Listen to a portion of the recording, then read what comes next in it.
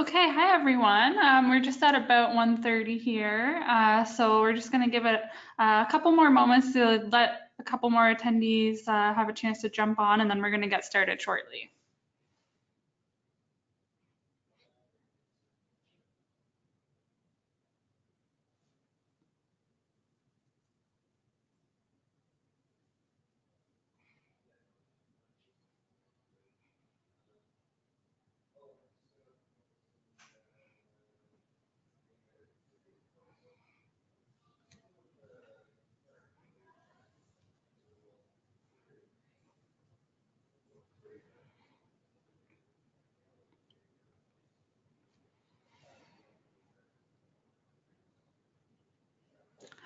Okay, hi everyone. Thanks for joining us for our Green Thinking webinar today, powered by Bush Systems.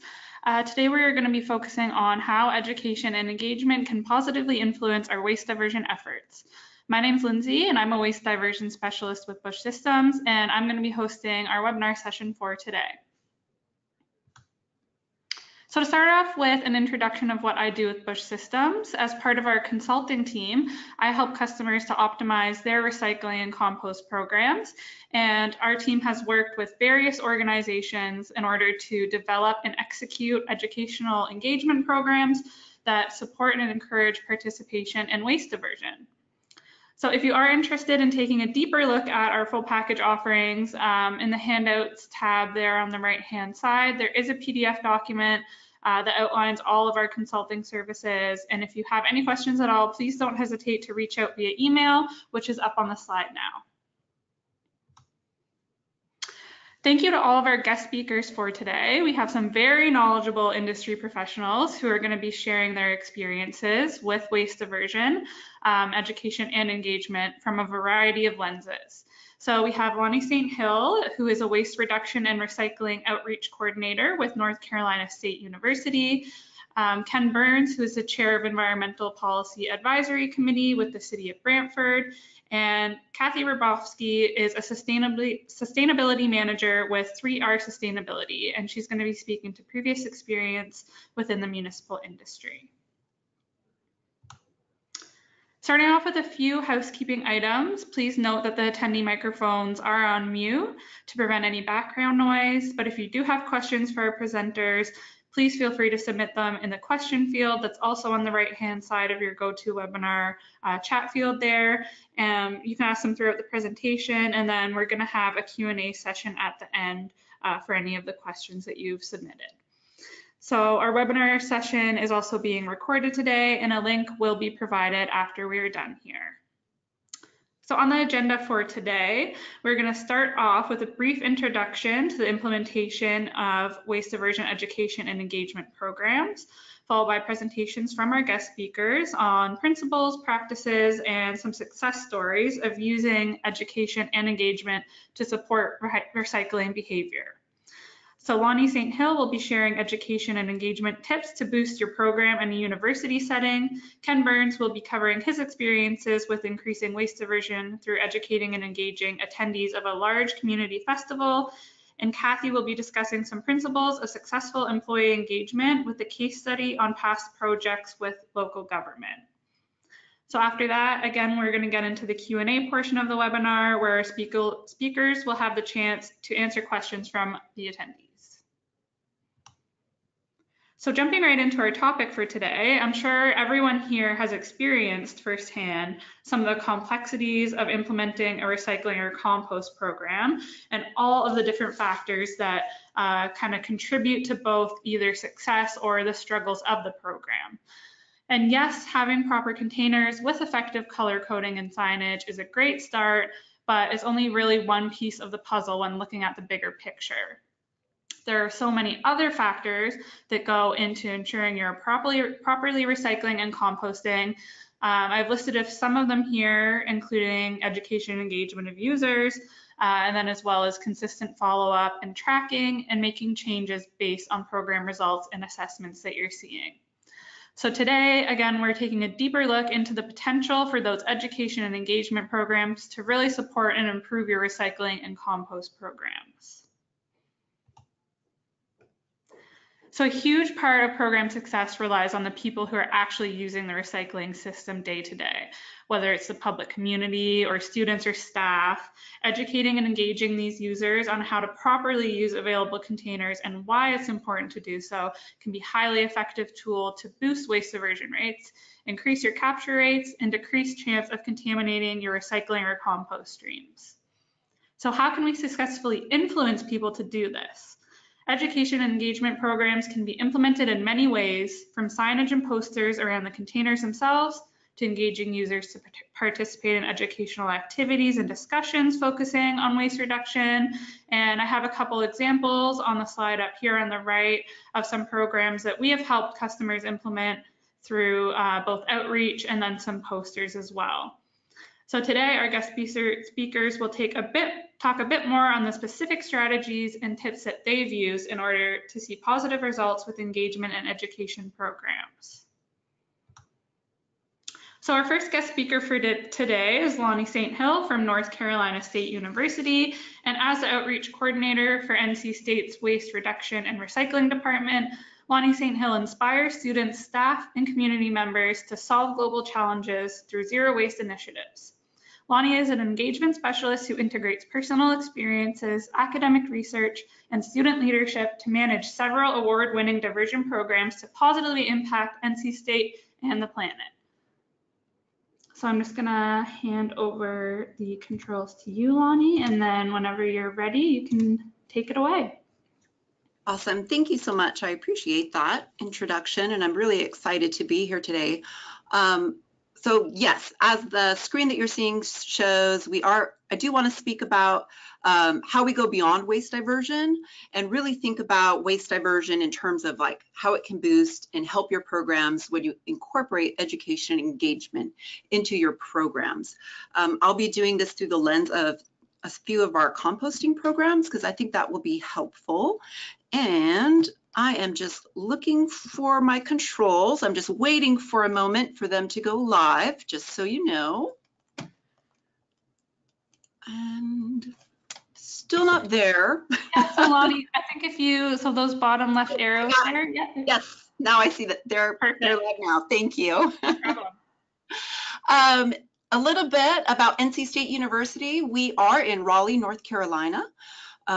You can see our numbers there. Any one day, we can have anywhere between 50,000 people on our campus to over 150,000. It just depends on the events that take place. We are part of the Atlantic Coast Conference, and I mention that because here in Raleigh, North Carolina, sports, football, basketball, wrestling, so the whole bit, it's kind of a big deal, and that does influence our waste diversion when large sporting events. Though we also, because of that, we call ourselves a proud Wolfpack Nation. Those are our fan base. And it's not only the students, staff, and faculty here at North Carolina State University, but it's also our community members. We have a really strong alumni base as well as just a community fan base that attend events and who support the culture of NC State University.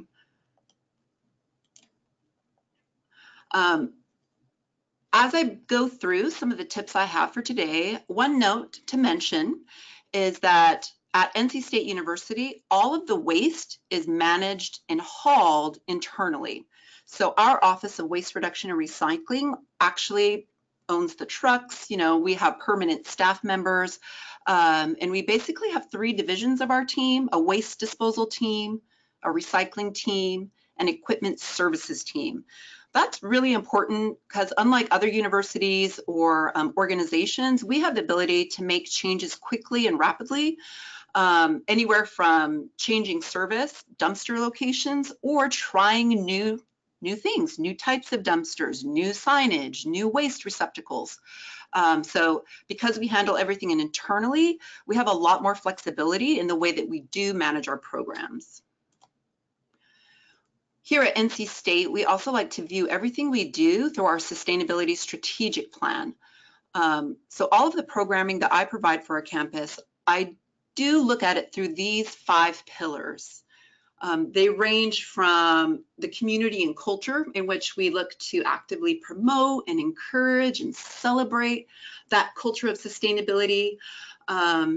to student leadership, in which we really want to look to see how we can increase our student involvement with sustainability through high impact programs. So whether that's community service, competitions, events, communications is part of a pillar as well. So that's just integrating sustainability communications across campus and through our entire state, and to help raise awareness of what sustainability means and how it exists and how it's implemented here at NC State. To academics, which I think is kind of obvious, but we're incorporating our programming into our academic research, and we're looking at it from a higher education institution. And then of course the operations, that waste diversion, which is really the bread and butter of my department. However, I do look at it through this kind of focus when we begin talking about waste diversion programs. Just so you can see where we're beginning with, NC State University is very data driven. So we believe that the data can really dictate the solutions. As you can see, this is from a 2015 waste characterization study that we did. It looked at 33 buildings across campus, representing all the different types of buildings that are on a university campus, from residence halls to mixed use facilities like a student union, to research labs, academic buildings, libraries, dining halls. So across campus, we did a huge waste audit, and that was at the beginning of our current sustainability strategic plan, to really think about and map out what we wanted to focus on during this period. Of course, we continually do waste audits throughout the year. We do around 4 to 5 per year, but this was one that we looked at every single building type on campus. And as you can see, the number one thing, which I'm sure it's the same, I would guess it's the same as most organizations' waste, is that compostables is the number one item that could be diverted from what we send to the landfill. So out of an aggregate, out of all of our buildings, it represented 38% of the waste we sent to our landfill at that time. And that's really consistent even with some waste audits that we continue to do after that, looking at our waste diversion and what's happening. So the first tip I have for today is to expand your current programs. So what I mean by that, when we really begin looking at our programs, we all are awesome. We're doing some amazing things, and look at that and see, how can we expand it? How can we get bigger, better, you know, the whole thing. And so for this, I take a look at our We Recycle program. So again, sports, big deal, football, big deal. In 2003, our university implemented, it started as Chuck It Recycling, which is a tailgate recycling program. It has hence been renamed to We Recycle, and in a moment that was recently renamed as well, which stood for WIFPAC Excellence. So we utilize volunteers that go out before the game. They have backpacks that are filled with recycling bags and giveaways, and they hand out recycling bags to fans in the tailgate. And when they see fans who are doing an excellent job of recycling, they're given like koozies and keychains and just fun stuff to kind of reward that positive behavior. Volunteers do this out of the goodness of their heart, but also they're given a free t-shirt made out of recycled bottles. They're also given free tickets to that football game. So this is a huge program that we already have in existence. And when we had that waste characterization study done, we knew that we really need to tackle composting. So we piloted and created Carter Finley Composts. Carter Finley is the name of our stadium. It seats about 58,000 people. And this is where we brought in composting during the game that made it accessible for all of our fans, accessible for our back of house dining operations, to our vendors and concessionaires. And for this, we brought in volunteers again. They help fans by standing at zero waste stations, as we call them, which are recycling bins, compost bins, and yes, we still have landfill bins, but they assist us with helping the fans. And they create that engagement experience where they're not, you know, they're helping fans not just sort it correctly, but letting them know, oh, yeah, we compost, and this is what compost is. They're given tip sheets to help them with that education. The volunteers who do participate are also given t-shirts. And then if they're a member of a student organization who brings 15 or more people, pardon me, they're also given money. So yay! So they can earn like around $200 based on the amount of volunteers they bring, and that's only for NC State student organizations. So we began that in 2015, the fall, at every football game. And it's a success. Last season, for example, we had over 200 volunteers who helped put in over 446 hours of service, and that's engagement hours, how we like to think about it. And many of you may be thinking, well, they have these volunteers, they're student population. So obviously they get a lot of students who need to come in. And it's actually split. We do market first to our students. We think that's really important for them to be involved, not only for leadership development, but also that in community engagement. But the community members are heavily involved as well. So right now it's about almost 50-50, 49% of our volunteers are from students and 51% is from the community. And what does that look like? Since we started the program, we've reduced our waste by 39%. Our diversion rate for our stadium has improved from 18% to 44%. And then in total, we've collected over 62,000 pounds of compostable materials.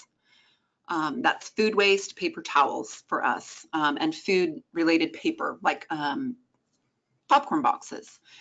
If you notice on this graph, the green line is our compost line. We did see a big drop from 2017 to 2018. There was a reason for that. Beginning in 2018, we did, well, at one point we used to have a large national pizza chain that sold within our stadium, and due to some circumstances, they were dropped. So we lost pizza boxes, and we used to fill an entire 10-yard dumpster just of pizza boxes. So we lost kind of that compostable source, but that's okay because our landfill keeps decreasing, which is really the point for us. We just, it's zero waste. The program, we continue to want to expand current programs. So we expanded to all of our soccer matches last year. So we're at every men's and women's soccer match. We also try to attend individual events for women's basketball. We do our one huge track and field event. We only host one home meet, but it's the Adidas Raleigh Relays. So it's a big one, a 2-day competition. So that's one of our zero waste events as well. And of course, we want to make sure that we're involved at all fan and community-wide events. So whether it's introducing the players at Meet the Pack, as they're called, or welcoming back students to campus, wherever there's an opportunity to meet and talk with our students, our staff, and our community members, we want to be there and we want to talk to them about what we do. My second tip for y'all today is to hitch your wagon to the choir. And what I mean by that is that in our business, we often preach to the choir. So the people that attend our events, if we're tabling at sustainability fairs, those are people who really have that interest already. It's there. And so we need to make sure that we not only include those people, but they want to make a difference. So let's let them. And that's a huge component of what we do here on campus. And I'm just kind of going to backtrack just a touch before I get into this next one. It's because we deal with our pizza box composting project. This was started as a pilot in 2014 from students. It's an amazing project. We started with just 2 locations. It's dumpsters devoted to pizza boxes. Here in our area, pizza boxes are not recyclable. They're only compostable. And so we collect them. Obviously, on a student campus, we get a lot of pizza boxes. So we currently have 9 locations on campus for these pizza boxes. And now the group that we are hitching our wagon to is a student organization, the Zero Waste Wolves. So they're a group of students who they are dedicated to reducing waste, not only in their personal lives, but helping our campus as well as our community help them, give them tips and suggestions for reducing their waste as well. And one of their projects, which is amazing, is paper towel composting. In our residence halls, they have individual restrooms. And at one point, there were no paper towel dispensers 2 years ago. It was bring your own towel. Unfortunately, to a very large outbreak of the flu, paper towel dispensers were placed inside of all of these individual restrooms for health reasons. And our students, especially the Zero Waste Wolves organization, said, this is a lot of paper towels that are now going to the landfill. All first year students here at North Carolina State University do have to live on campus. So we're looking at anywhere between 9,000 to 11,000 students on campus. So it's a lot. And they figured out a really amazing solution that's simple, easy, and cost effective. And it's basically a command hook, which is kind of hidden beneath that little paper towel that's down below. It's just a command hook and a reusable bag, and that's it. And they're like, guess what? Hang up that reusable bag. If you want, line it with a paper bag and collect those paper towels, and you can take it out and compost them using the pizza box composting dumpsters, which are already located on our campus. Super easy. They were fortunate enough to get a sustainability fund grant, that's here university sponsorship, to help give them a supply to help students just begin incorporating that. And then through many different methods and approaches, workshops, tabling at events, and of course being on social media quite frequently, they've been able to help raise awareness about composting, how to compost your paper towels, and get these students to begin and give them the supplies to begin composting their paper towels. So my tip for this is when I begin talking about this program, is to be a fan of these groups, whether it's an individual or a group. They are already interested in sustainability. So how can you work together? They're going to carry a big load, but more than that, they're going to offer you a different perspective. For us, it's a peer-to-peer influence, which is really important. I think that's once you know somebody or have a friend, or it really helps get that message across versus perhaps I'm a little older, okay, a lot older than many of the students here on campus. So having them come in, they also bring in a different point of view. It's really fresh and exciting, and they experiment in different ways of outreach, which is super exciting. And they also create their own partnerships with organizations on campus. So my office's department, our relationship with university housing or dining or athletics is very different than the relationships that these students can create. And because of that, we're able to get a lot farther and push and promote programs faster with their help. And then of course, from a university perspective, they are just getting some amazing professional development experience. They're learning how to implement programs. They're learning about, the right way to approach education and working with others and working within teams. So it's across the board, it's very exciting to see them be so successful and so involved. And of course, they are really helping us divert a large portion of the waste coming from residence halls. My next tip is learn from your peers. Obviously, all of you believe in that. That's why you're on this webinar. You're trying to get some tips about your own programs and just learn from your peers. I myself, I take that to heart personally, as does our university. We have a really great base here in the ACC, whether that's Clemson or UNC Chapel Hill. Yep, that's me. I volunteer for their program. But I'm constantly going to them and being like, hey, what do you do? How can we, I'd love to see that. and we share ideas and we work really well together. So, but it's not only in that university field. We've gone to professional organizations like the Philadelphia Eagles, because we do a lot of athletics and they're obviously a huge stadium like we are. How do they do it? How do they interact with their contractors and people who work in the stadium and their fans? So we attend conferences. There's so many ways that we can learn from one another. And I just say, always be open to that experience.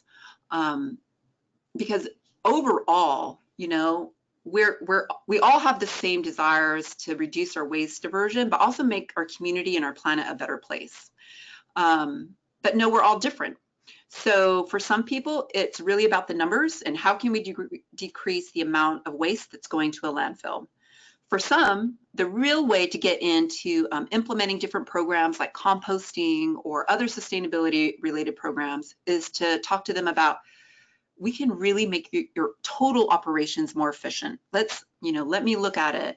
Let's look at how your contractors are handling bins. Like, what is it that we can do to improve the way they handle this? So there's different things that drive different people, right? So whether it's from an academic research point of view or because it's from the student leadership point of view, how do we involve our community point of view? I want to say that it's also really important that in all of our programming, that it's a wonderful way for all of us to just show and how we value diversity and inclusion. And so making sure that all of our programs don't necessarily go after that one type, right? So we're not saying only environmental student organizations can come and volunteer with us, and we're not just outreaching to them. We're saying, hey, all student organizations, we want you here, because guess what? Whether you are an environmental sustainability manager or you're an engineer, a doctor, an equipment services forklift operator, we all impact the earth. And so it's really important that we're looking across the spectrum of everyone that we're trying to pull in and involve. Obviously, of course, these programs allow for really strong strategic partnerships to form, not only within your organization, but outside. For our athletics, it enables them to go out and look at big sponsors that we already have. Like, for example, as you may have heard, we're an Adidas school. Adidas is recently coming out with their ocean plastics campaign and utilizing ocean plastics into their uniforms and shoes. And so athletics is very on board about keeping this strong, healthy relationship with this huge organization. And that shows, and now they can say, hey, we also have a very strong sustainability platform, and how do we incorporate and do things together? So it helps with branding and these sponsorships that happen. So there's many ways why incorporating and creating and promoting waste diversion programs are important. And sometimes it's not just about the numbers, though that's key, but the way that we can actually get it done is by looking at everything and trying to see what is that approach that will get a lot of bang for your buck, if I can say that. So thank you so much. If you have any questions, it'll be at the end of this webinar. You feel free to share them and ask them. However, if you want to just email me directly, my email is there, and you can always follow us online at NC State Recycles on social media. Thank you. Awesome. Thank you, Lonnie. It's great to hear about the successes that you guys are having there at NC State University with your compost and zero waste initiatives. So up next, we have Ken Burns. Again, Ken is chair of Brantford Citizen Environmental and Sustainability Policy Advisory Committee, or the ESPAC, and Ken sees enormous potential in waste diversion for a community as one of the fundamental ways that a municipality can engage its citizens on climate action, contribute to a circular economy, build a business case for municipal organic waste processing, foster civic pride in a clean community, and much more. So Ken, I will just transfer over the controls to you here. And then whenever you're ready, you can take it away. Great, thank you very much, Lindsay, and thanks for having me here today. This is a very exciting conversation, and very very happy to participate. That's a great conversation, and I learned a lot, Lonnie, from NC State already. The city of Brantford, I'm going to be talking a little bit more from the community-based perspective. This is our second year of really building the waste diversion conversation in our Brantford community, and so I'll be looking at waste diversion and engagement from a community-based initiative lens. So just before we get started, Brantford is a city of about 100,000 people. So I guess your average population of NC State for any given day is our municipal population. And we'll get into the details of the festival in a bit. Just before we get going, I want to introduce our brand ambassador here. This is Champ. I think you guys, if you can see the mouse, I don't know if you can see it there, but that character is Champ. And Champ's pronouns are they and them. Champ is our sustainability ambassador who was introduced last year. And I too am trying to find my controls to get this going. So Lonnie, I feel you. It doesn't seem to be showing up there. Oh, there we go. It just moved anyway. So this is a brief overview of the outline of our presentation. So I'll talk a little bit about SPAC and the Green Team and who we are, a little bit about the festival that we've used as our flagship opportunity, why the waste diversion conversation became so important locally, and then the results from our first 2 years, how we did, what we started with, and where we got to this year, and then the strategies that we employed, which is really just an overview of the observations, lessons, and opportunities. There. So SPAC is a citizen committee. The Environmental and Sustainability Policy Advisory Committee is quite a mouthful, so we just call it SPAC for short.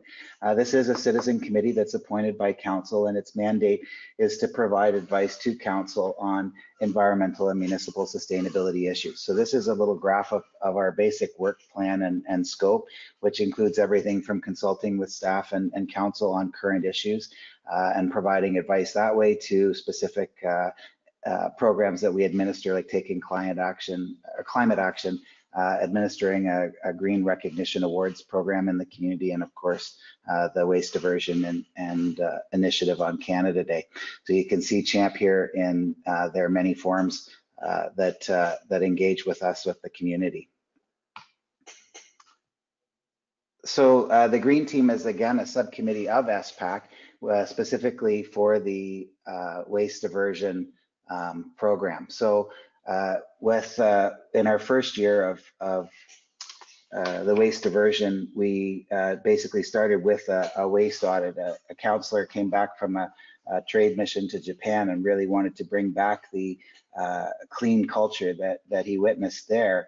And council had a motion for SPAC to develop a community engagement plan. And so what we thought was, we'll get together with a bunch of other organizations in the community and start that conversation. But really, we found it very difficult to engage the broader community in meetings about the conversation on waste reduction and waste diversion, because it was a problem that they really couldn't see. And so we, sort of regrouped in that first year and said, how do we engage the public? How do we communicate that there is a problem here? And so we found that we need to go where the public is, and we need to show them what is the problem that they can't see. And so in order to do that, we selected the Brantford Canada Day Festival as a flagship event that we've set the goal for demonstrating best practices for waste diversion and ultimately transforming Brantford's Canada Day into a zero waste event down the road. So the initiative started in 2018 with one counselor and myself. We recruited 10 volunteers to really do a waste audit on July 2nd, the day after Canada Day, in order to determine how much waste we're dealing with and what it was composed.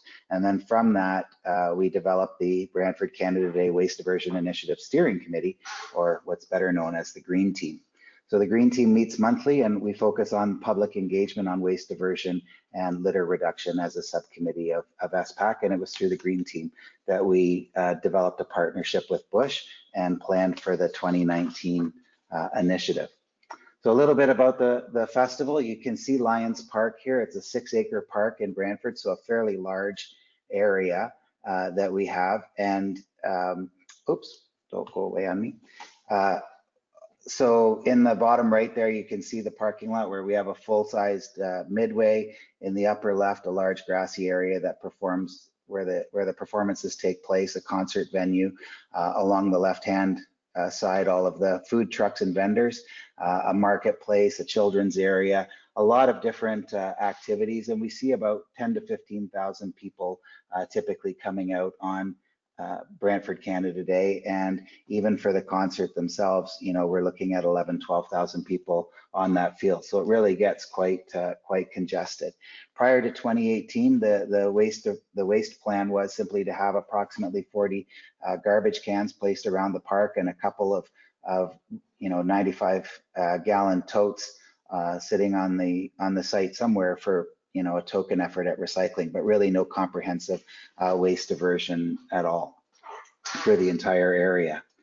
So why was waste diversion important? Why was it important for Council and SPAC to start this conversation? Well, as I said, prior to 2 years ago, all of the waste went to landfill, which is reason enough on its own in 2018 to get going on building this.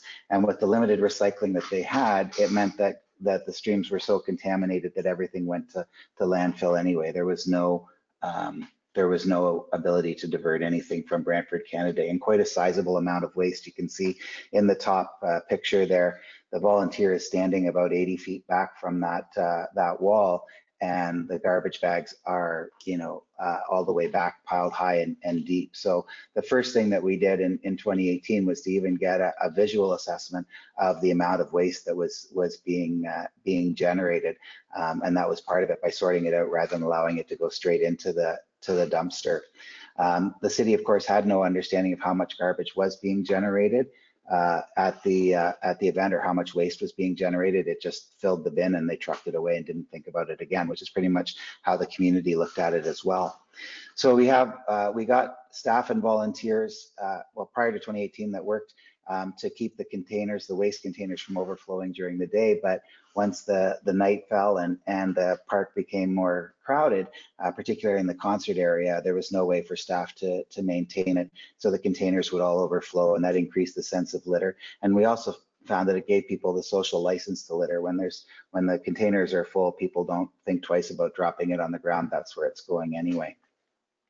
The real problem that SPAC nailed down to, or the core of it, was what are we teaching our community, or what is our community learning from coming out to our public events? And we have a very robust recycling program, municipal recycling program, and all of the people that are at this festival are people who sort their recycling at home, and for the most part wouldn't think of throwing out those cans or pop bottles or whatever the case may be. But when they're in a public event, they don't think twice about throwing them in the garbage either, even when the recycling receptacles were provided, as we discovered. So when we did our first audit, we discovered that more than half of our waste by volume was recycling and all going to landfill. And of course, you know, organics was a big part of the stream. You can see in the bottom picture there, the amount of recycling that was ending up in the garbage, even with a recycling container provided. So moving from that, what was our baseline? And in 2018, it's not moving. There we go. So in 2018, we set the goals of reducing our litter by preventing the overflow conditions from occurring. We wanted to make sure that we collected, weighed, and audited all of the waste streams. And the purpose of doing that was to get the baseline data to measure for future improvement, and to start in 2018 by diverting at least all of the recyclable materials that we could from landfill. We were very successful through the waste audit. We were able to divert 28 of those 95-gallon totes with a clean mixed recycling stream. You can see that in the top picture there. All of that was previously going to landfill. In 2018, we were able to divert it. We also had another 8 of those totes filled with clean cardboard and paper, mostly coming from our vendors, who during the setup just pulled the carts over to them and filled them up with their cardboard and clean paper waste, which was fabulous, and taught us we need to engage our vendors as well in doing this. Overall, we were able to divert almost 21% of the waste, which when it's coming up from zero was a great start in our first year. the observations we got from that in addition to the diversion was that 40% of our waste stream was actually recycled material. And what that turned out to be was that there was actually more recycling in the waste stream than there was in the entire recycling stream, which was quite shocking. So more people were putting more cans or water bottles into the garbage cans than they were into the recycling containers that we provided that year. And over half of, as I mentioned before, over half of the waste was recyclable material or divertible. So we found that there was a significant need for the appropriate receptacles to be able to divert the waste, and a great potential to improve our diversion. So in 2019, we established the goals of course, increasing our waste diversion percentages or our waste diversion rate, but we also wanted to add the organic waste diversion stream. Based on the challenges that we discovered with sorting, we wanted to station volunteers at each waste station to ensure proper sorting or to guide the proper sorting at each of the stations. And of course, make sure that we had the appropriate receptacles for organics waste and recycling at each of the waste stations. We also looked to have a larger waste diversion profile at the event, so that it wasn't just happening in the background, but that we were actually engaging the festival participants in the waste diversion initiative and encouraging their participation. So what were our results? Well, we did attract 4 times as many volunteers in 2019, which was fabulous, and we had great media coverage. But unfortunately, that wasn't enough to cover all of the waste stations. So what we got to see from that was the difference between the waste stream when waste station was monitored and a waste stream that was when the public was left to their own devices in terms of determining what went where. And we saw a huge difference between the two. So pretty much in the waste audit that we conducted, when the waste station was monitored, there was virtually no contamination in any of the streams. And when the waste station was not monitored, we saw about the same contamination rates that we had seen the year before, which is really quite high. And that's unfortunate, but it reinforced the need to have the volunteers at the waste stations to do the sorting up front. We did introduce the organic stream, and even though we don't have a local organics program municipally, we were able to find a private sector composting facility that would take the organics, which was fabulous and very exciting, and demonstrated the ability to show that it is possible.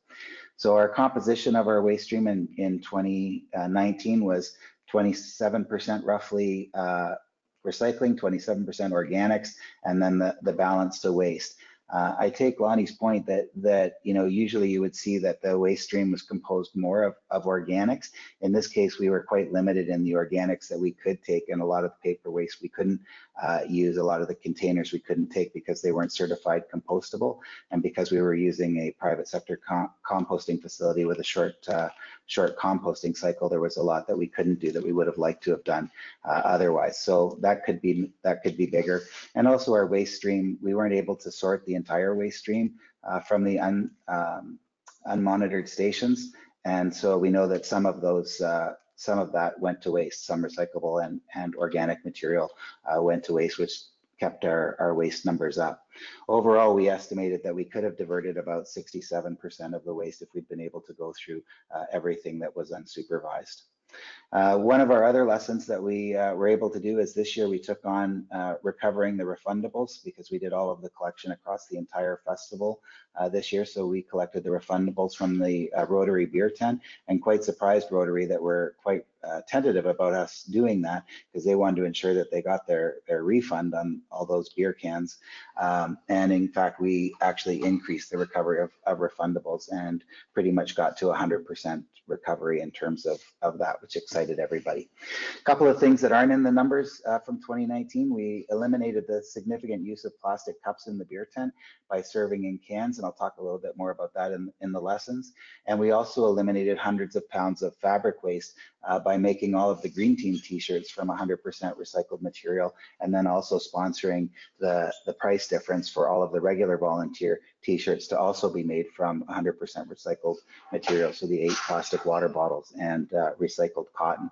So really exciting, and plus they're just fabulously comfortable t-shirts. Everybody really liked the t-shirts. People were a little tentative, but once they put it on, they were sold. They were fabulous. And we also, when we were we started and proposed the waste diversion initiative, we were told very bluntly that we were more than welcome to help to divert the waste, but there was no budget allocation that we were going to get in order to do it.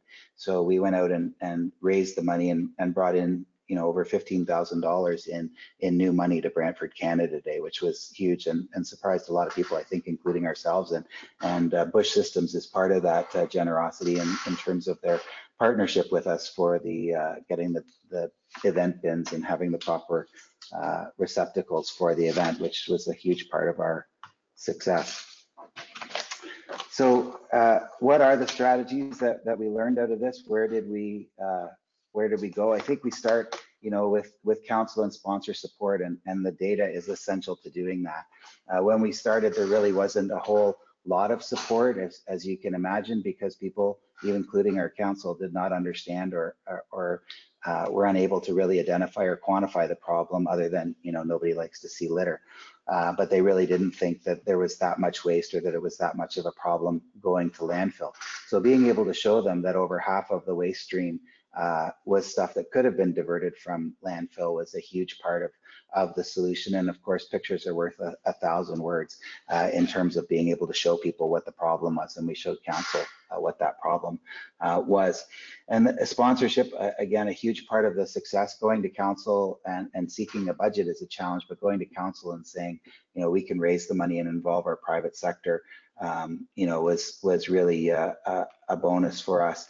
And finding, you know, when you're working with the sponsors, finding a value proposition for them, not just a charitable cause, was an important part. We were blessed in Brantford to have Stone Straw as one of our businesses. They're a major manufacturer of straws globally. Of course, they do make the plastic straws primarily, or have done that.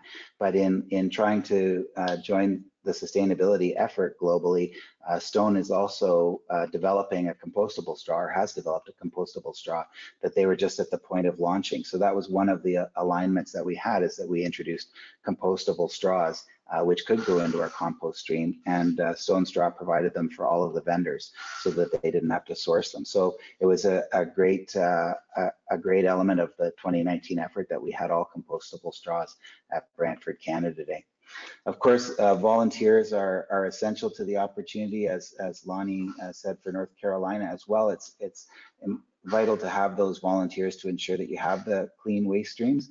And so in terms of recruiting them, you know, making sure that they're going to have fun doing it, and that they have that visual identity, which for us, the t-shirts provided that, and also the fact that they were made from recycled materials meant that folks on the green team were living their values and had the ability to make a difference and demonstrate that difference.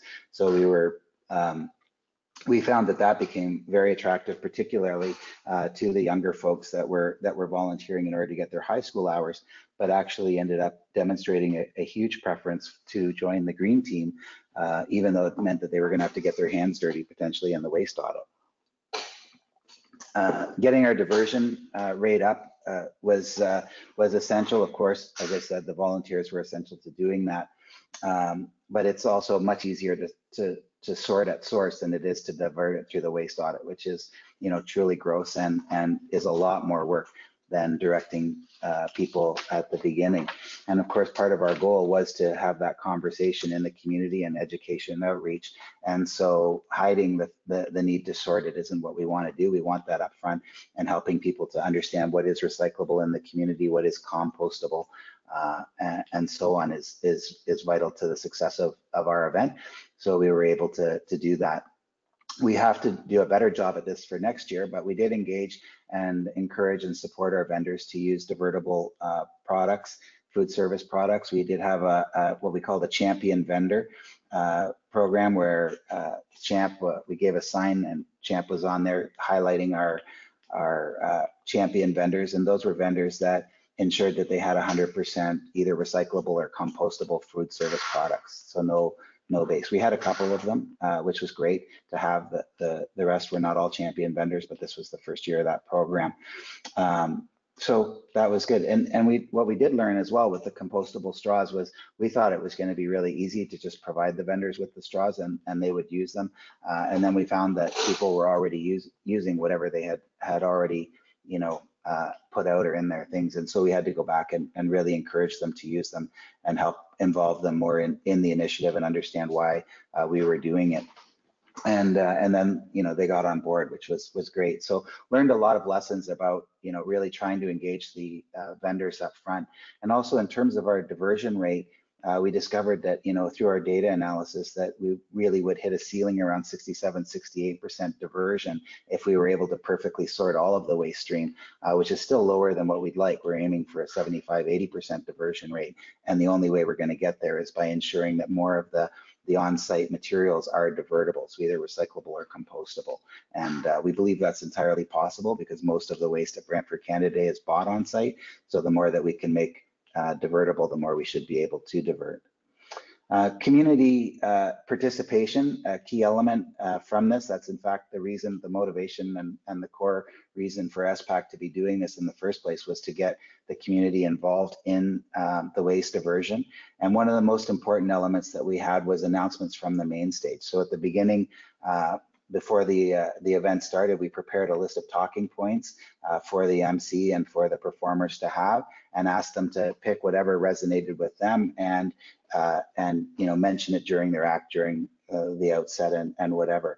And they did, and they jumped right in, which was fabulous. And this was essential because what we had discovered is that when we put the volunteers initially behind a waste station and they were monitoring it, people were reluctant to come up and use them. And as soon as the volunteer turned their back, people would run up and throw whatever they had to go out, either in the recycling bin or in the waste bin, and then, you know, run away before they had a chance to get noticed. And what we learned from that was that people are, you know, really terrified that they're going to get it wrong or that they're going to be judged.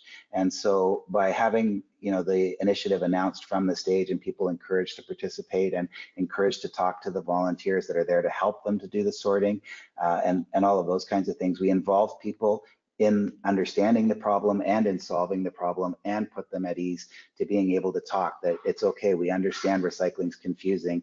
You know, we're the big rock act and we don't get it all either, but these volunteers are here to help us and we're doing the same thing backstage that you guys are doing out there in the field. And let's all work together and make sure that we can divert most of the waste from landfill. And by saying those kinds of comments, you know, people would come up and they would be far more open to engagement and far more open to talking to folks.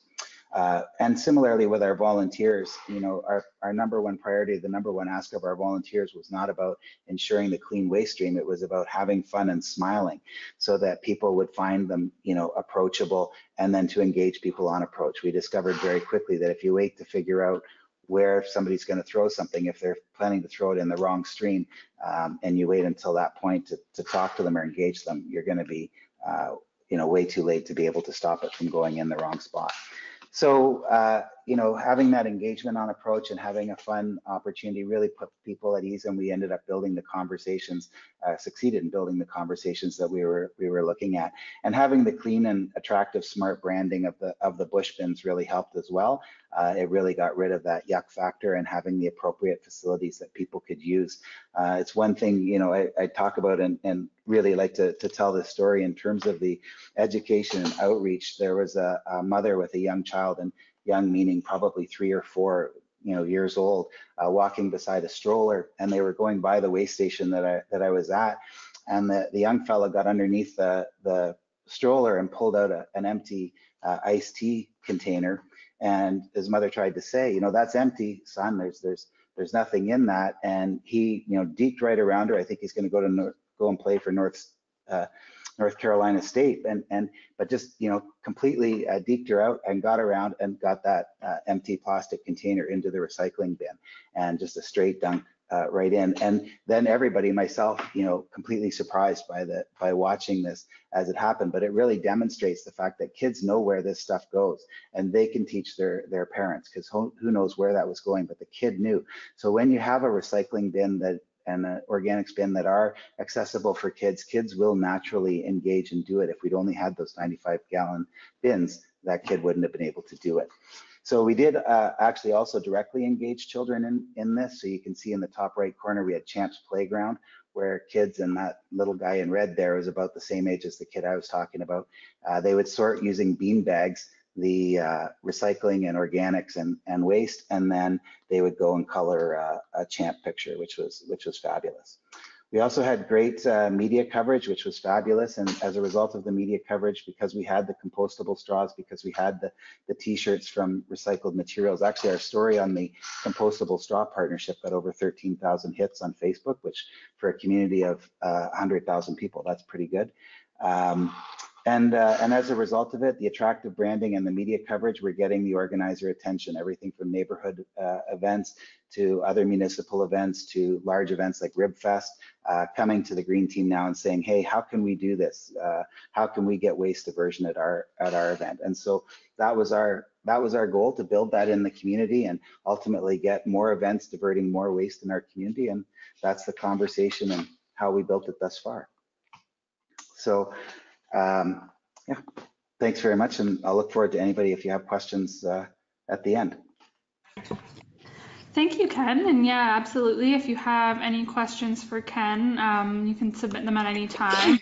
We can get to those later on in the presentation. So next up, we have Kathy Rabowski from 3R Sustainability, who as a sustainability manager, Kathy has recommended and implemented energy, water, and waste conservation strategies to incorporate in corporate and government entities. She's engaged with regional leaders to share knowledge, successes, and challenges, and engaged with students, employees, and upper-level management through interdepartmental Green Team programs. Kathy is committed to energy, water, and waste conservation in order to reduce carbon footprint, improve human health and productivity, and increase business opportunities. So, Kathy, I'm just switching it over to you now, and then whenever you're ready, take it away. Thank you so much, Lindsay, and thank you all, my other presenters, for providing such excellent material on this topic. I really thank Bush Systems for inviting me to be part of this presentation, primarily on employee engagement. Most of what I'm going to share with you is very similar to what Lonnie and Ken have already shared, but I'm hoping that you'll see it in a different way. So these different methods of conveying similar material might reinforce it in your minds. And again, please feel free to reach out with questions at the end of the presentation, and I'll do my best to help you. So I'm going to provide information on the strategies or principles that I use to engage employees while I was working as sustainability manager with a local government entity. These strategies were very effective when I designed, implemented, tracked, and reported on an upgraded recycling program in 4 buildings that were operated by the entity, beginning with 1 building as a pilot program in 2014 and then continuing through 2016 with the additional facilities. But you can use these strategies and apply them to any type of program design and implementation. I left this entity in mid-2019 and joined 3R Building Sustainability as a sustainability manager. And so now I apply these same strategies to my work in the private sector with 3R. 3R is dedicated to delivering value and positive outcomes. We blend our green building and building certification experience with our corporate sustainability and environmental resource management experience to build and validate the business case for the design and implementation of innovative building technologies and sustainable processes, projects, and programs every day. 3R takes an integrated, holistic approach, utilizing a number of sustainability frameworks. One included would be the True Waste framework. We have 2 True Waste advisors certified on our staff. Please visit our website for additional information at 3rsustainability.com. Our president, Jana Lake, and I coined the term sustainability sandwich one day when we were discussing the necessity of the top-down and bottom-up approach required to create successful sustainable projects. This sandwich combines the support from upper-level management, which we could call the top portion of the bread, with the grassroots efforts of every member of the staff and all project partners, or local, regional, or national, which we could call the bottom part of the bread, to create the delicious center or successful project. The sandwich cannot truly exist without the top and the bottom. So every person involved in the process holds the key to success within themselves. And that's the principle, the primary principle that we work with. That was reinforced by a recent course that I participated in called the Regenerative Practitioner Series, or TRP. TRP helped me to further understand how I can take the sustainability sandwich concept even further. So just a brief summary of the Regenerative Practitioner Series. What I learned about regenerative design was that one must step outside of oneself to consider the perspective of all stakeholders. Consider what the potential of the project that you're working on can be. Consider how that project relates to the greater community and what that project's potential in relation to the greater community can be. But not only that, but also to encourage all stakeholders to contribute to the process so they can also reach their full potential. So this process, in a sense, will create energy and caring around the project, which is truly required to regenerate the project over time and regenerate the community well into the future after your individual role as a project manager is complete. The Regenesis group defines regenerative development as, quote, a process and methodology for harmonizing human activities with the continuing evolution of life on our planet, even as we continue to develop in our potential as humans. I encourage you to visit the Regenerative Practitioner Series website to investigate a course for your region, and I provided you with a URL there that you can use to do that. Prior to participating in TRP, my efforts in creating a regenerative recycling program in the local government entity that I worked with were validated by a 2015 BizJournals article by a journalist named Simon T. Bailey. His article was entitled 3 Ways to Win the Battle for Employee Engagement. So I've provided that URL for you on the slide as well. This article introduced me to the work of the researcher and entrepreneur David Niu and his firm Tiny Hour. As I read the BizJournals article, I realized that our employee engagement program was already following the Tiny Hour model. Mr. Niu adeptly summarized an effective employee engagement program as one that must commit to listen, commit to share, and commit to act. Oh, there we go. Behavioral change can be very difficult to accept, so I knew that we would need to engage all stakeholders over a long period of time in the process of implementing this new recycling program before finalizing the program design, and definitely before rolling out the new program. So we addressed commit to listen through research, assessment visits or observations, interviews with employees up close and personal at various levels and in various departments following an interview protocol, waste audits, which were baseline and follow-up audits, and post-rollout surveys, which we then used to revise the program as was required, particularly in the pilot stage. You could consider research to be a commitment to listening on a global scale. So we reached out globally while we were designing the program, and we saw some very interesting programs that were implemented in the Google London office, UNC Charlotte's facilities, and NYU's facilities and classrooms. So I'm sorry, Lonnie, at that time I didn't know about your program, but or otherwise we would have included those concepts too. We used aspects of all of these programs that were relevant to solving the issues that we discovered in our facilities by performing walkthroughs of the various sites, along with our local waste conservation partner, the Pennsylvania Resources Council, who we affectionately refer to as the PRC. We also walked through with the building occupants, the building maintenance staff members, and some of our green team members to observe the operations in each facility. We interviewed the occupants on all levels of each building about their specific needs and noted their reactions to the various global programs. Our green team members were a large help in this process, so I can describe that briefly for you. Our green team consisted of at least one, sometimes as many as 5 members of every department within the government entity. We met on a monthly basis to discuss sustainability issues and to share our successes and challenges. When those green team members would then go back to their department, they would educate other employees in their department, and then we would call these folks our green champions. And in this way, with a 7,000 employee entity, it was necessary to reach out in this way in order to engage everybody.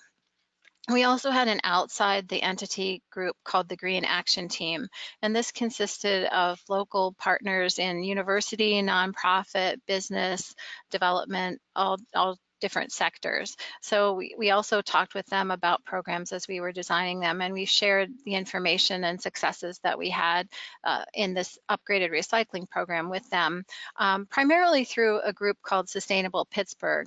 So if you visit the sustainablepittsburgh.org website, you'll find a guide called the MARG Guide, Materials and Recycling Group, or MARG. And in this MARG guide, you'll be able to pick up some additional recycling tips as well.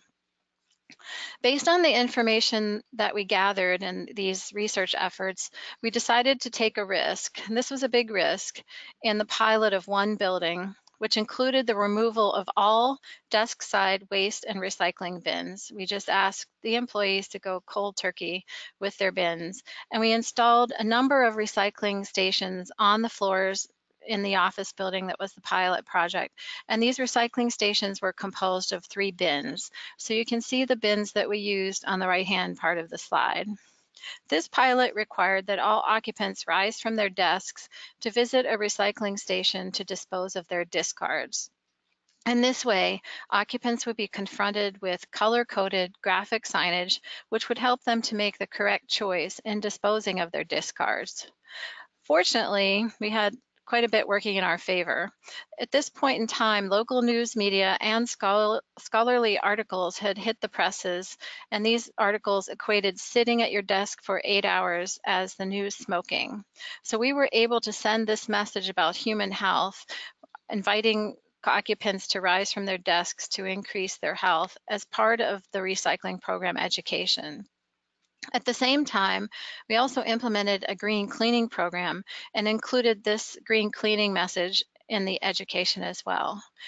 Since the maintenance staff would not be emptying as many waste and recycling bins, which in the pilot program included over 400 bins, they would have more time to actually clean. And since they were now to be cleaning with green products, the occupants' spaces would be cleaner and the occupants themselves would be healthier and more productive as a result. So our staff and occupants of the building really appreciated this. Recycling stations that, as you can see in the photo, included one black bin with a black lid for landfill waste. We intentionally used the term landfill to send a negative connotation. One blue bin with a green lid for mixed plastics, metals, and glass, and one blue bin with a blue lid for mixed paper. We separated the mixed paper from the other commingled materials in order to keep the paper clean and dry, as pure as possible, as our recycling hauler was contemplating marketing this paper at a higher level due to the purity of the material. And so this was a benefit for our hauler and for us. The selection of blue bins for both mixed paper and other commingled materials served 2 other purposes. We were able to reuse many of the blue bins that we already had in operation during the pilot program in order to test out the program's success before we overinvested in blue bins, before we overinvested in bins at all. And we were able to identify both bins as those dedicated to recycling. So these blue bins stand out as being separate from the black bin and lid for landfill, and what we hope to include as a future composting bin in all yellow bin and lid. The appearance would then be blue bins in the center, sandwiched between all yellow composting on the left and all black landfill on the right. We researched various types of waste and recycling bins and settled on the WasteWatcher series by Bush Systems, primarily because of the custom color and signage options and lid options provided with the bins at no additional charge. We're going to discuss signage in greater detail in the coming slides. We engage with our local partners, the PA Resources Council, our own recycling coordinator, our recycling hauler, and our materials recycling facility, or MRF, to validate our program design, including the signage. We then perform baseline audits of each facility, beginning with the pilot using the PRC as our auditor and following up with additional PRC audits at the 3-month, 6-month, and 1-year points of the rollout, with the intention to audit yearly in perpetuity. In between audits, we walk the floors of the buildings, re-interviewing occupants of all levels of experience to respond to needs for revisions. I want to emphasize that this type of work is very hard work. So it's not going to be successful if you roll out a program and then you just leave it there to exist on its own. You have to continually engage with your occupants over a long period of time. During this process, some of our staff would call me by my full name, Kathleen, instead of Kathy. And during this time, I was nicknamed Kath Green instead of Kathleen because of the amount of time that I put into walking and interviewing employees. In addition to the personal level engagement, we also issued anonymous surveys after rollout and at the 1-year interval to permit building occupants the opportunity to anonymously inform us of issues that they had with the program. We addressed Commit to Share by sharing the results of our efforts, were either positive or negative, with all of our stakeholders. We patted our stakeholders on the back when we achieved success, and we rallied the troops for another try when we did not quite achieve our goals.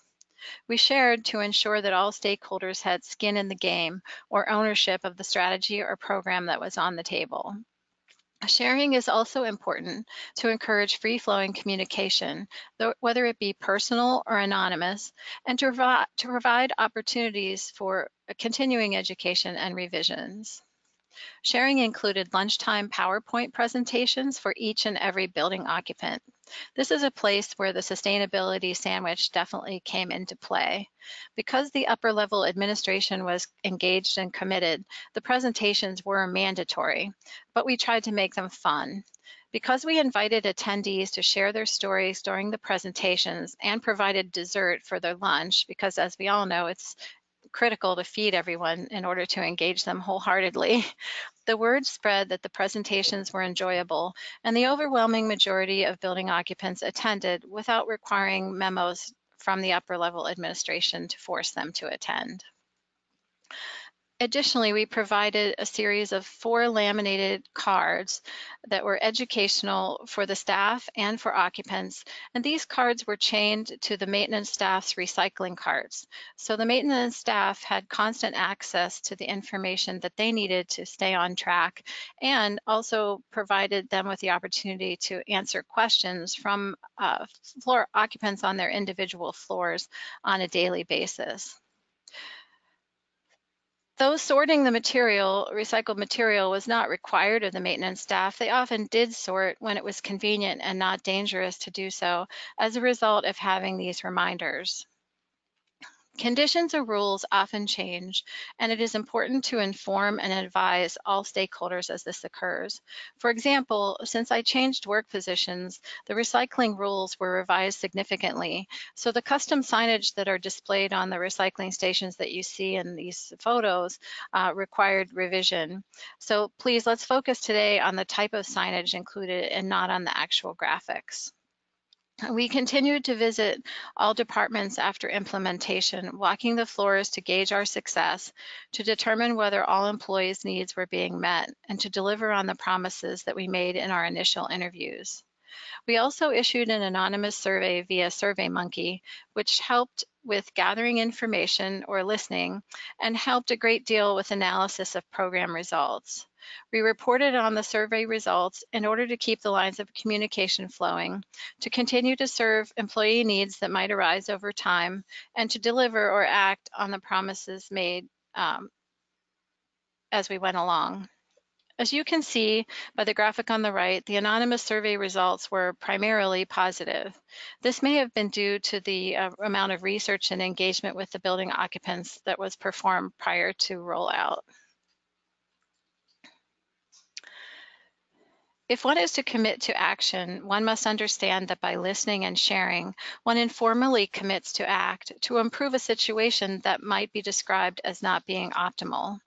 If one does not act to improve a strategy or program based on the information shared, then one is not fulfilling the promise made in this exchange. So commitment to action builds trust, and trust is required for any program to succeed. We definitely acted on the information gleaned in the listening and sharing phases of the rollout in each building via the interviews and surveys that we discussed. We revised the program, particularly in the pilot, but also as we rolled out in additional buildings, since some buildings had very specific requirements. There were a number of buildings that we rolled out in were different use types. They were primarily office, but there was food that was produced in one of the facilities, so that was a little bit unusual. So our waste audit, this is sort of an example of why waste audits are very important, because when NC State found that their food waste was their primary content of their waste audit. Ours was primarily paper, except for the one facility where food was actually produced. So this just gives you an idea of why baselining your own facility or number of facilities, which may be different over your entire portfolio, is so incredibly important. As I mentioned earlier, one of the reasons that we selected the Bush Systems bins was the custom color-coded graphic signage option and the lid opening types option, and that we designed the recycling stations for the eventual introduction of composting. We consulted with all of our local partners and Bush Systems, going through several iterations of signage designs before we issued the final designs for print. The color-coded graphics met most of our building occupant needs, but some occupants also requested a comprehensive list of recycling requirements due to the many items that they came in contact with on a daily basis.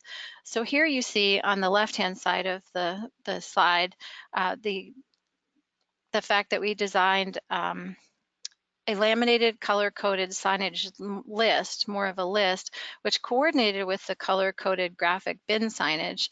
And this list detailed the different materials that were recyclable, primarily in the office space, for those building occupants who required a little bit more detail.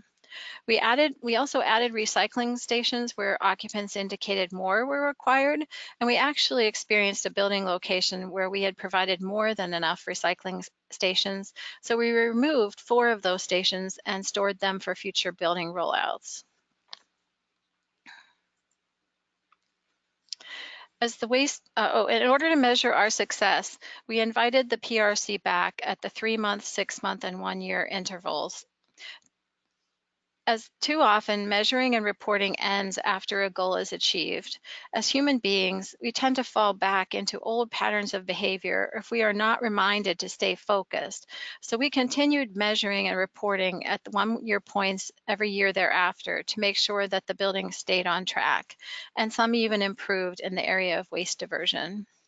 As the waste audits continued for each facility, we shared the results of the audits. Fortunately, the audits were successful, and we could pat everyone on the back to show our appreciation of their hard work and achievement. Sharing diversion rates increases developed a healthy competition between the buildings, which also fueled occupant passion to divert more and more. We rewarded building occupants by visiting their facilities at Earth Day each year and provided them with free seedlings from the government-owned greenhouse and seed packets that they could plant at home.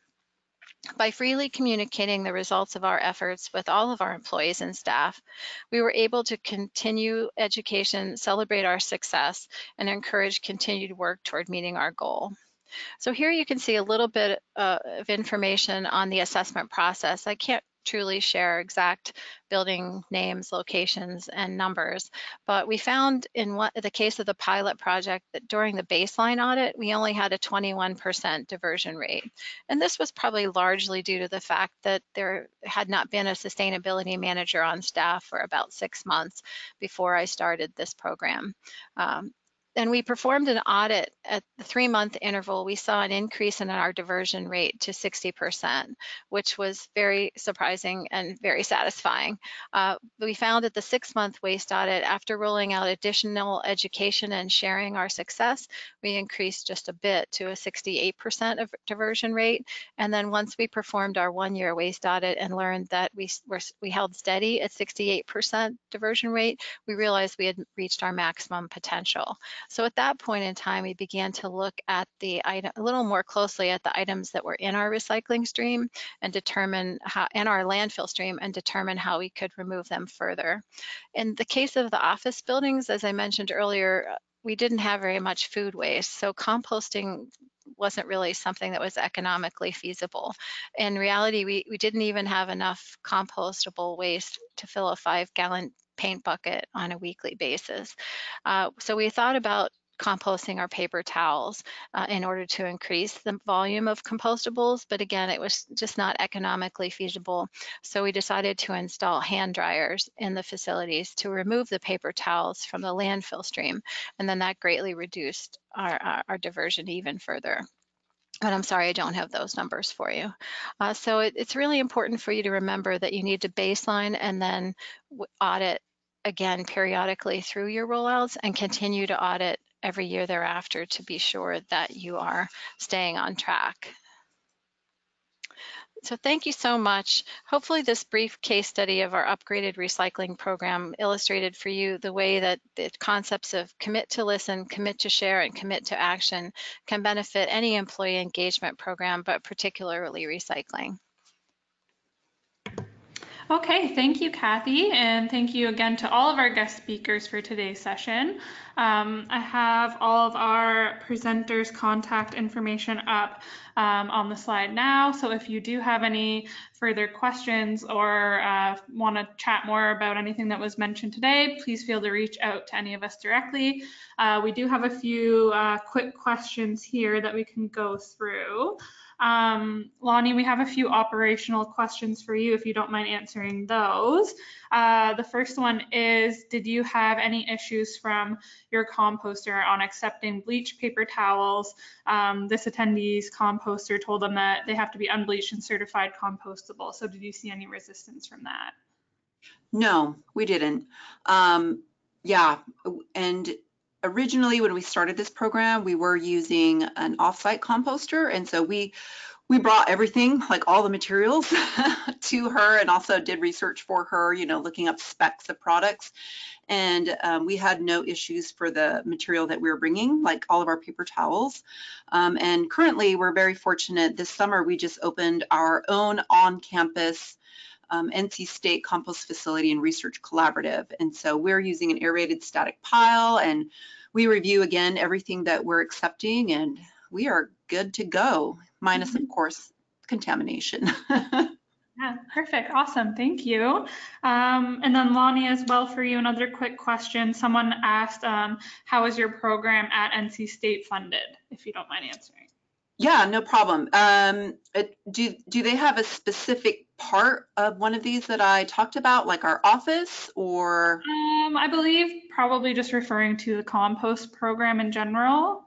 Because it's different portions. So the Composting with Athletics, so that's our Zero Waste Wolfpack program. So our office, as well as NC, which is Waste Reduction Recycling, we put in a pot of money. NC State Athletics puts in a pot of money, and then we have sponsorship through Waste Industries, who puts in a pot of money as well.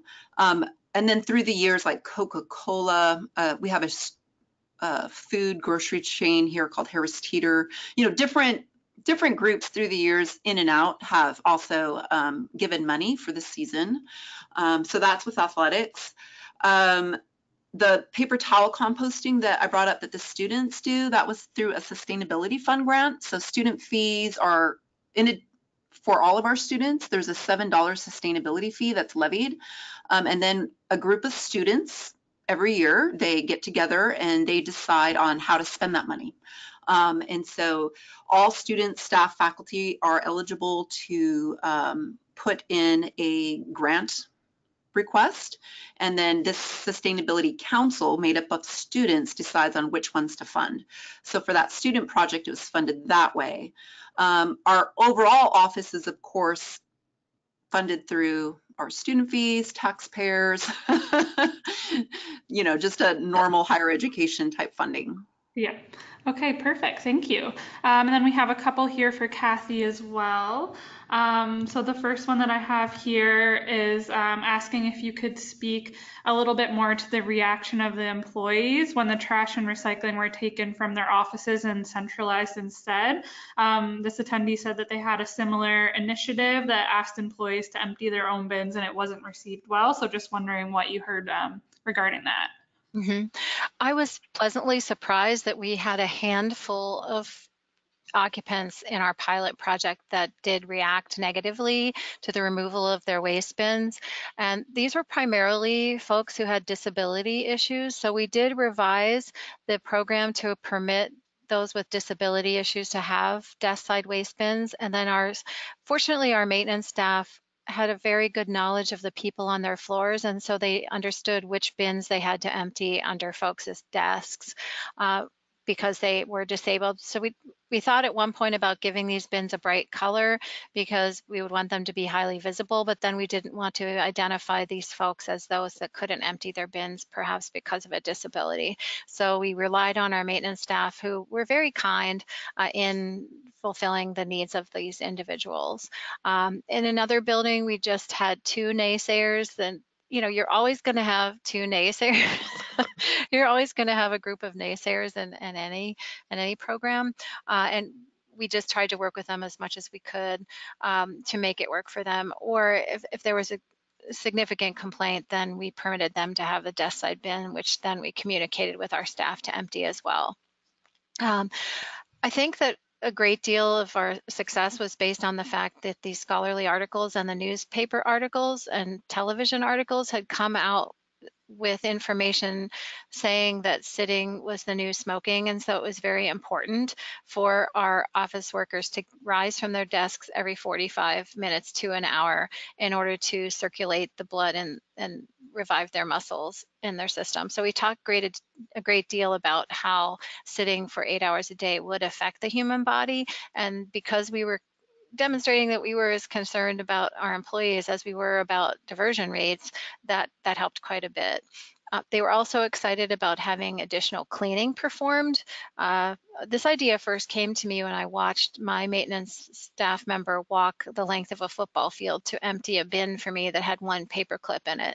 So we were requiring that our maintenance staff bend over and pick up over 400 bins in this one building that was our pilot project. So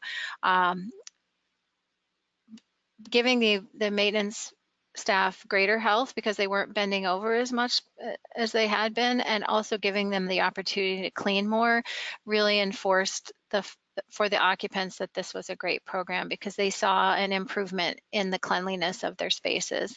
And they also, in the introduction of the green cleaning program, were not smelling harmful chemicals as well. So all in all, that worked together. Those 3 things, the articles, the cleaning, and the green cleaning kind of worked together to help us with our success.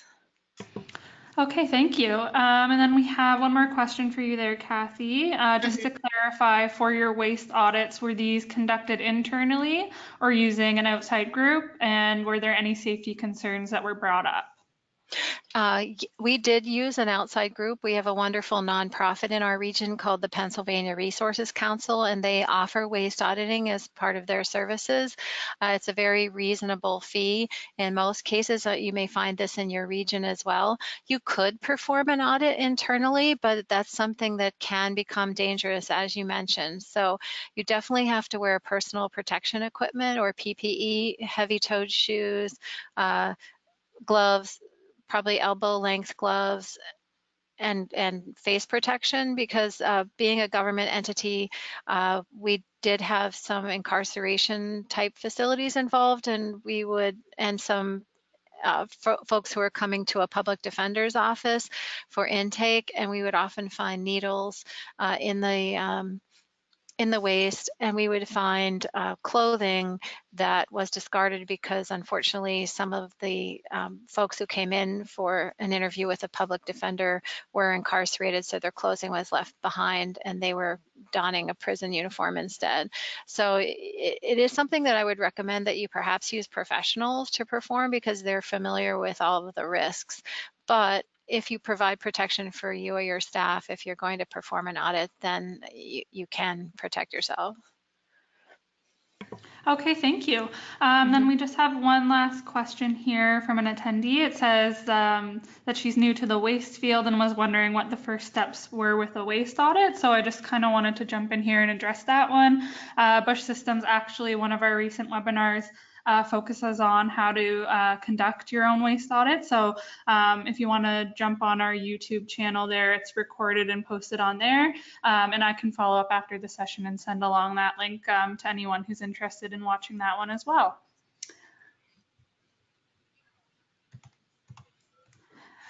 So thank you again, everyone, for joining our Green Thinking webinar on education and engagement. And if you are interested to talk about how recycling containers themselves impact waste diversion, our consulting team is actually going to be at the ASHE conference next week. So if you are attending, we would love to meet you.